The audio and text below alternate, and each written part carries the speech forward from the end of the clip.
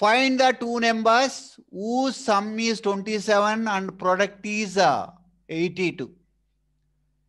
నాన్న ఇక్కడ అబ్జర్వ్ చేయండి,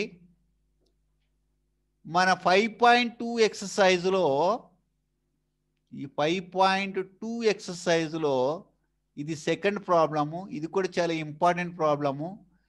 ఇక్కడ find the two numbers whose sum is 27 and their product is 182 అన్నాడు. సో నాకు ఆ టూ నెంబర్స్ తెలియదు కనుక ఒక నెంబర్కి ఒక బాక్స్ పెడుతున్నాను, ఒక నెంబర్కి ఇంకొక బాక్స్ పెడుతున్నాను. కానీ ఈ రెండింటిని సమ్ చేస్తే ఎంత వస్తుంది అంటున్నాడు?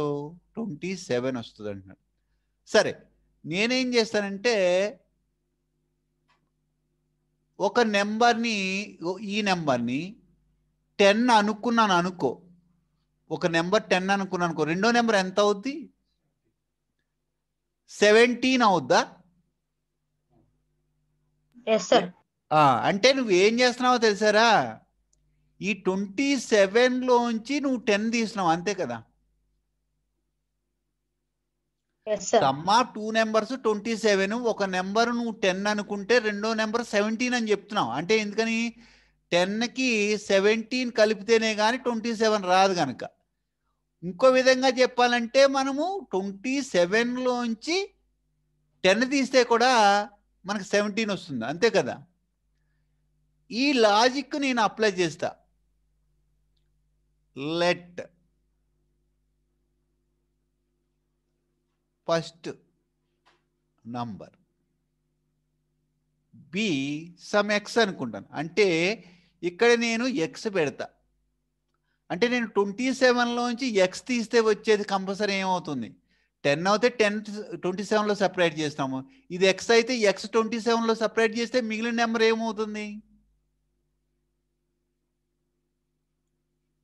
సెకండ్ నెంబర్ అవుతుంది, అంతే కదా. ఇక్కడ ఎక్స్ పెట్టాను అనుకో, ఇక్కడ కూడా నాకు ఎక్స్ వస్తుంది అంతే, 27 - ఎక్స్ సింపుల్గా. దేర్ఫోర్ నేను ఇక్కడ సెకండ్ నెంబర్ని 27 - ఎక్స్ కింద రాసుకోవచ్చు. ఈ లాజిక్ అనేది ఇక్కడ ఇంపార్టెంట్. ఈ లాజిక్ అనేదే మనకి ప్రాబ్లం సాల్వ్ చేయడానికి ఉపయోగపడుతుంది. Now coming to the second statement, the product is 82, 182. Okay, so product of two numbers is equals to 182. Product అంటే ఈ రెండింటిని ప్రొడక్ట్ చేస్తాను. ఇప్పుడు X into 27 - X is equals to 182. X into 27 X, X into X X square, కానీ symbol minus ఉండటం వల్ల minus వచ్చింది. That is equals to 182. ఇవన్నీ అవతలింపు తీసుకెళ్ళాను అనుకో, అప్పుడు ఇక్కడ 0 వస్తుంది. ఇది యువతలింపుకి వచ్చినప్పుడు పాజిటివ్ అవుతుంది కనుక ఫస్ట్ ఎక్స్ స్క్వేర్ రాశాను. ఇది నెగిటివ్ అవుతుంది కనుక -27x రాశాను. ఇది ఇక్కడే ఉంది, ఇది జంప్ అవ్వలేదు, ఇది లెఫ్ట్ హ్యాండ్ రైట్ హ్యాండ్ సైడ్లోనే ఉంది కనుక +182. అంటే now I have a quadratic equation. ఈ క్వాడ్రాటిక్ ఈక్వేషన్ సింప్లిఫై చేస్తే I will get first number and second number respectively. Now coming to splitting of middle term. So x square -27x plus 182 is equal to 0. This is my quadratic equation. ఇప్పుడు దీన్ని జాగ్రత్తగా నేను split చేయాలి. Split చేసేటప్పుడు నేను చాలాసార్లు చెప్తా ఉంటాను. నేను చాలాసార్లు స్ప్లిట్ చేసేటప్పుడు చెప్తా ఉంటాను. ఏమని చెప్తా ఉంటాను నేను?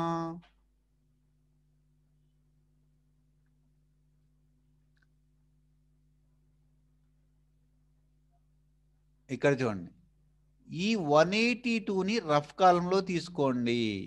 182ని రఫ్ కాలంలో తీసుకో. 2 టేబుల్ చూడండి, 2 9 జా 1 జా.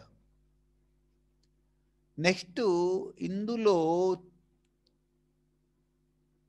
17 3 జా చూద్దాం. 7 3 జార్ 21 2. సో ఈ 9 ఓకే, ఇంకొక టేబుల్ ఉంది. 13 7 జా చూద్దాం. 7 3s are 21 2 7 1s are 7 7 plus 2 9 అంటే 13 7 జా ఎంత 91. నేను 182ని నేను ఇలా రాయగలుగుతాను 2 into 13 into 7. మధ్యలో నాకు ఎంత రావాలి? ఇక్కడ నాకు 27 రావాలి. అప్పుడు నేను ఏం చేస్తానంటే 2 7 జా 14 into 13 తీసుకుంటా. 14 into 13 మల్టిప్లై చేసినా మళ్ళీ నీకు 182నే వస్తుంది. సో 14 plus 13 ఎంత? 27. ఇలాగ మనము చాలా జాగ్రత్తగా దాన్ని స్ప్లిట్టింగ్ చేసుకోవాలి. చేసుకున్న తర్వాత ఇక్కడికి రావాలి మళ్ళీ అప్పుడు. So X square minus 14x minus 13x minus 14x minus 13x minus 27x plus 182 is equal to 0. ఇప్పుడు ఈ రెండిట్లో ఎక్స్ కామన్ తీస్తే ఎక్స్ మైనస్ 14 వస్తుంది. ఇక్కడ మైనస్ 13 కామన్ తీస్తే ఇక్కడ ఏది ఉందో అదే రిపీట్ అవుద్ది. ఎక్స్ మైనస్ 14 వస్తుంది is equal to 0. 13 into x 13x 13 14 జార్ కూడా ఎంత అవుతుందని చెప్పాను ఇందాక 182. మైనస్ ఇంటూ మైనస్ ప్లస్ అంత కరెక్ట్గా సరిపోతుంది. ఇప్పుడు నేను హైలైట్ చేశాను కదా, ఇది మధ్యలో రెండింటికి ఇప్పుడు ఏమవుతుంది? కామన్ ఫ్యాక్టర్ అవుతుంది. ఎక్స్ మైనస్ 14 నేను బయటికి తీసేస్తే నాకు ఎక్స్ మైనస్ 13 మిగులుతుంది is equal to 0. So x minus 14 is equal to 0 or x minus 13 is equal to 0. So x is equals to 14 and x is equals to 13. అంటే x అంటే ఎవరు నాన్న? First number. So my first number is how much? అంటే ఇక్కడ ఇది first నెంబర్గా తీసుకుంటే ఇది ఏమవుద్ది? సెకండ్ నెంబర్ అవుతుంది. చూడండి కాదు, మై ఫస్ట్ నెంబర్